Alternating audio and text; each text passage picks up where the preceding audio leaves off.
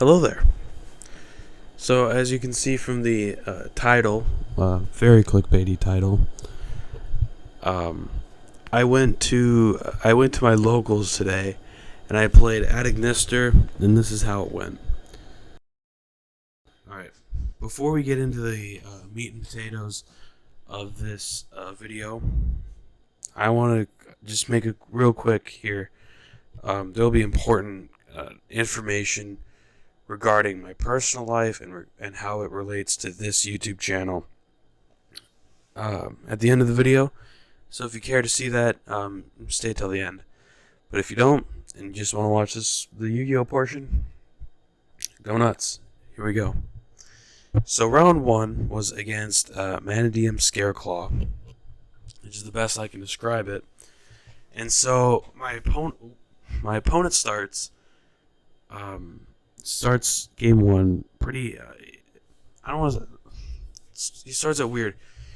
He normal summons Elemental Hero Prisma, so I'm thinking Gate Guardian for some reason. But this dude has only played like meta decks or like actual good decks at locals, from what I know. So I felt it was kind of weird to think that he was playing Gate Guardian. And he reveals I think the Vicious Fusion Monster or something that states it's states Visa Starfrost. So he links it off into Lightheart, drop an Effect Veiler, and my opening was like Ignister Island, Effect Veiler, I want to say Fighting Spirit, and then Triple Tactics. Or I Meet You was the other card. Okay. So I drop a Veiler on his Lightheart. He passes. Nothing else, literally just Lightheart pass. So I'm guessing he was just really bricked. So I draw, I think, into, I want to say like Picari Adagnister. Doesn't really matter. So I start the combo, and he scoops it up. It's a Cyberse deck. It can make Access Code with Update Jammer, so it's double Access Code OTK. So game two, I think I open Effect Veiler again. A pretty similar hand to the game one. And my opponent goes off, and he plays through Veiler like pretty easily, and he ends on the Vicious Fusion Monster, Baron de Fleur, 3 Material Apollosa, and Bestial Dispatter. Yikes. So I start my turn off. I try to normal summon my Ichichi. Gets negated by Apollosa, as expected. Oh, wait, no, my Effect Veiler gets called by the grave. That's important. So he has the called by the grave. And so he's going off on it. I'm trying to break his board, and I'm trying to bait the Baron negate because it's the Omni negate. Well, that doesn't work, and so I try to triple tactics to take something. He just negates it, I think, with this patter, and I just scoop and go to game three. Game three, I'm going full combo, so, Adagnister stuff. And before I'm about to make Cyberse Quantum Dragon, he nibs me. He Nibiru's me, and I'm kind of screwed. So, I pass.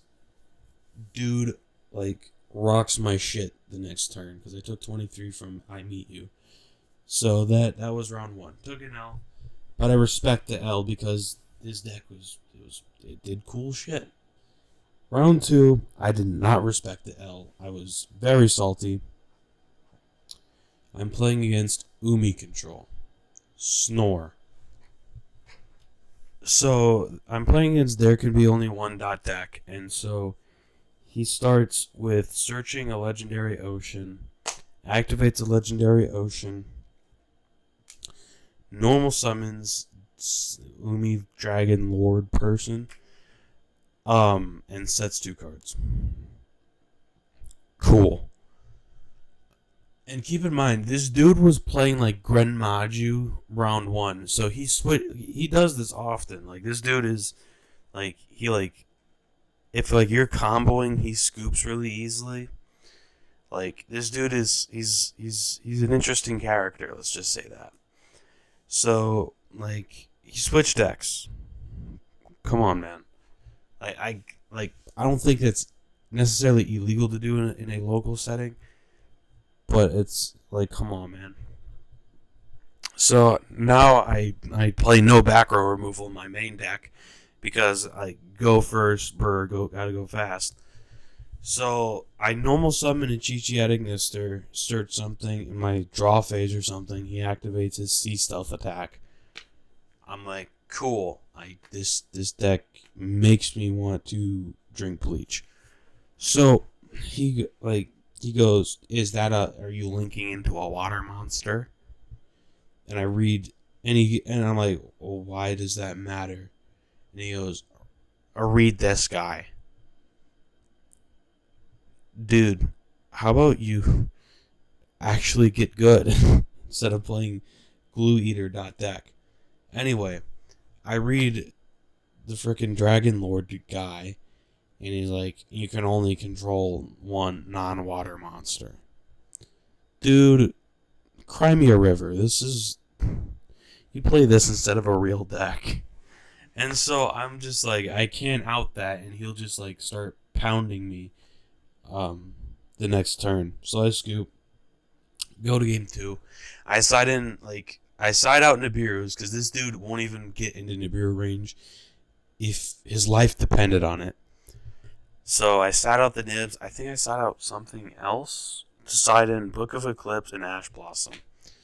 Well, I saw 2 Book of Eclipse, 2 Ash Blossom, and like Idol Reborn. Cool, I'm not playing Yu-Gi-Oh, I guess. So I set 2 cards and pass. My opponent opens with Pot of Extravagance. Oh my god, I could have hit him. That's a joke, Konami. Just gross exaggeration. So he activates it, banishes 6, Ash. Cool. Eat 1. Activates a Legendary Ocean. Like, normal summons Electric Jellyfish and summons Atlantean Marksman from his deck. I don't know. I don't know monkey plays, so I don't know what's going on here. Nor do I care enough about the matchup to know. So he ends up taking it because I top deck Small World, but he just negates it. So I'm like, dude, you know what? Just take the match. Match was done in 10 minutes time. So now I have 30 minutes to kind of just dick around the rest of the time until round 3 comes up. So we're going to skip past that, go to round 3. Round 3, we're playing against the top dog on the block. We're playing against Branded Despia, which is more fun, actually, to participate in than playing against Unga Boonga. So we're playing against Branded Despia. So I don't know too much about Branded Despia this format. I do know that like sometimes you Ash Branded Fusion, they cry, and sometimes they're just like activate Quem, which I think is really cool. That now Branded Despia, you can't just kind of like kick them in the nuts by ashing Branded Fusion. You actually kind of have to have more than just a single Ash Blossom on their one fusion card. So this dude is playing. I'm guessing he's a rather new player because he didn't know like some of the tinier intricacies of the game. Because I sat at the same table, or not like technically not the same table, the same table. He was diagonal from me. You know, I watched their match a bit. And so I was playing against this dude, and I'm going first game 1. Full combo, Arrival Cybers Ignister with Cybers Quantum Dragon. Dude opens Branded Fusion, and I could have done Mariad Ignistered. I don't know why I didn't. I still can't even think of the reason why I didn't. But I just didn't. So he sends Fallen of Albaz and Dark Magician. So any player that's played against any branded variant playing a Dragoon package knows he's summoning Dragoon. That's what he's doing this turn. So that's what he goes to do. He makes Lubellion. Lubellion pitches, I think. Actually, I don't know what he pitched off Lubellion now that I think about it. I can't remember.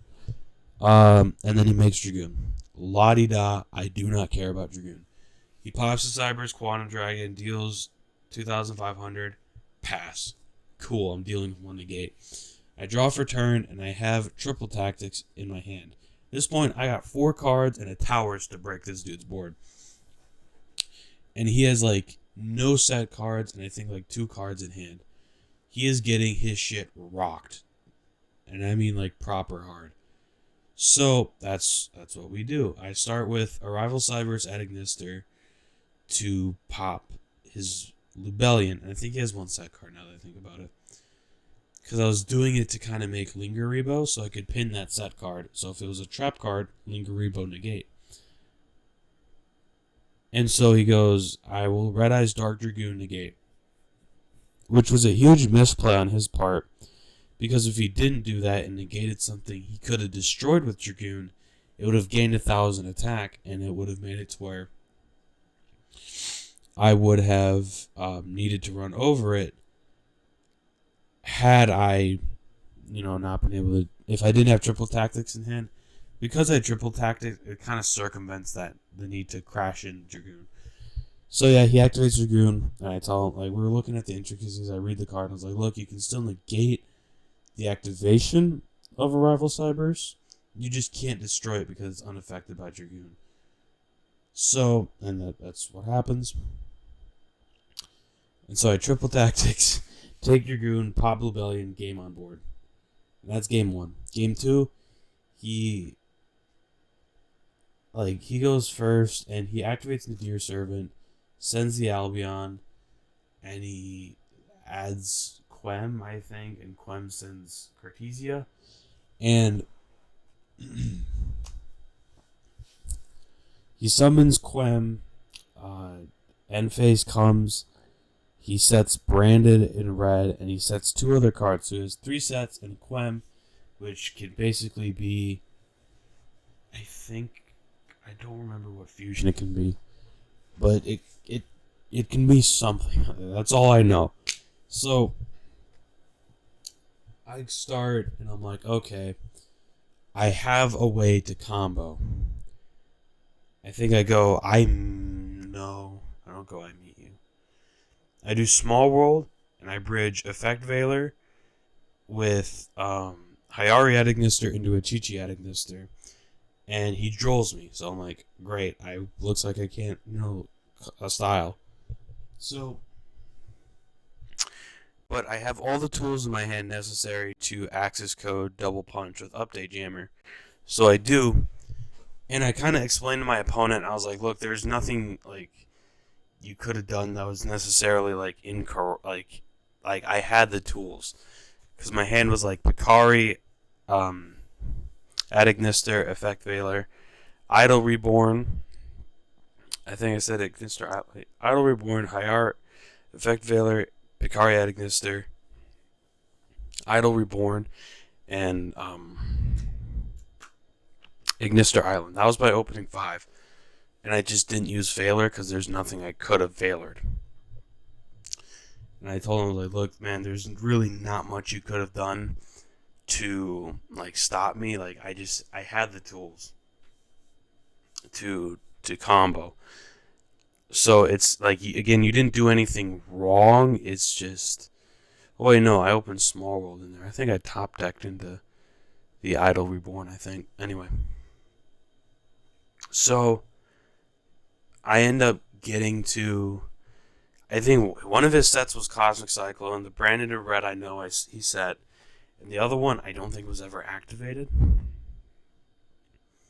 So I end up getting to access code Update Jammer OTK.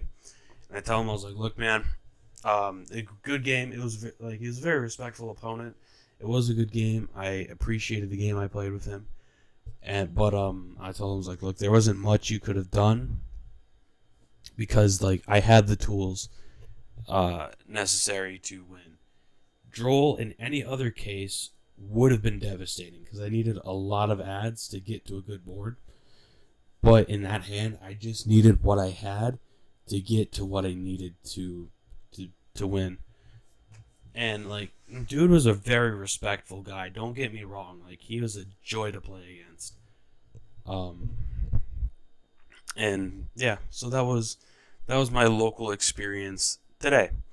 Role-playing as I from Yu-Gi-Oh! Vrains. Alright, we're now at the point of the personal biz. So, for the past 3 to 4 months, I've been struggling personally with some shit. Again, you don't like it's the reason why I struggled for years, mind you, like years of my life with the same shit, basically. And so, for the longest time, I didn't think I needed help because I didn't know there was something wrong with me. And eventually, I couldn't deny it anymore. There was something wrong, but I was too prideful to get help. I didn't need help. I could do it on my own. And 3 or 4 months ago, I finally put aside my pride and said, I can't do it anymore. I need help. So, yeah, that's what these past 3 to 4 months were. Just me um, getting help. If you think it's like addiction or something, I'm not an alcoholic or a drug abuser. I hope.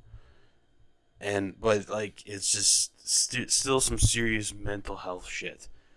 Um, and I've been dealing with school. Graduated high school recently, and work as well. And I'm preparing to go off to college right now. So, one thing that I'd advise any person, any young person, and anyone this advice fits to too. If you're going through something and you have people around you that actually love and care about you and want you to be happy, it's okay to tell them. It won't be a burden on them. They'll want to help, and they can help you, and you don't have to be alone.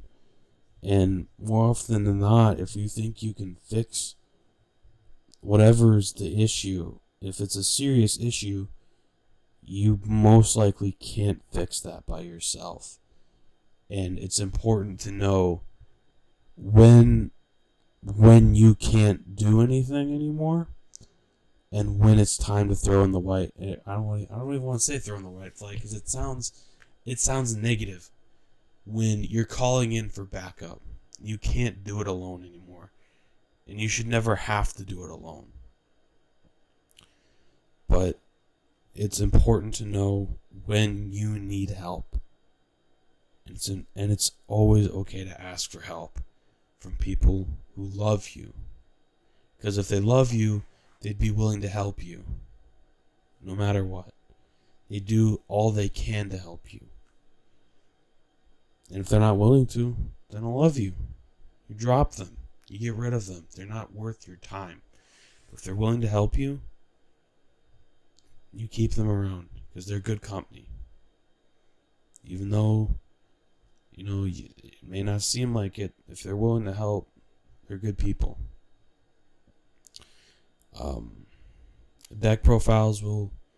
I'll try to get. I'll try to get out one video like this a week. It may not be like in the same I role played X character from the Yu-Gi-Oh anime in my locals. It might be just I took Dark World to my locals. This is how it went, or I'll check with my other local card shops, see if they have a no recording policy. Like 2 of mine do, and if they say yeah, sure, just make sure your opponent's cool with it, I'll try to see if I can get you guys some actual gameplay instead of just recapping it, because I know it's a lot more entertaining to see the cards go down, and I think it'd be fun too. I'll also try to get at least one deck profile out a week, and I'll try to make them quality deck profiles and not just rolling through the motions deck profiles. But yeah, that is the end of our time here. I hope you guys all enjoyed this video, and find good people and be good people.